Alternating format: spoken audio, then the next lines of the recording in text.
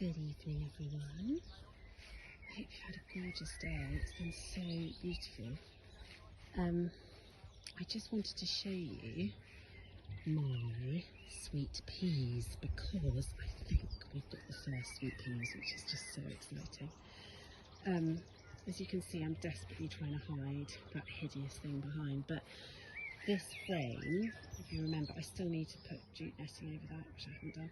If you remember, we built this frame to cover the pool, and my idea was to grow sweet peas up it, and that's what I've been doing. And so all along here are sweet peas in quite a deep trench filled with loads of juicy compost because they are hungry plants. And we have our first sweet pea flower, which smells incredible.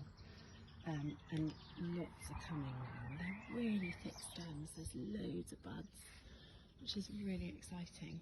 And these will hopefully grow all the way up to the top and hopefully cover the pool, which we've just cleaned out. So yeah, the thing to remember about sweet peas is that you want to tie in the stem to the framework, not the leaf. And lots of people remove these, are called tendrils, and they will grab onto anything. As sweet peas are a vine and they want to climb up and up and up and up and up. And these will climb on, which is great if you just want one sort of mass bush of sweet peas and you're not so worried about picking and you just want them for ornamental. If you want to pick them though, these tendrils can be a bit of a pain because they can attach themselves to other flowers and then you can't pick the flowers. And so it's quite a good idea to cut some of these tendrils off. I don't do all of them, but I do try, when I see them, I try and take them off if I can. Water sweet peas really, really well, and they will want a feed. And now they've started flowering. That one there, look at that bi-coloured one. I think that's Matacana, which is just smells so amazing.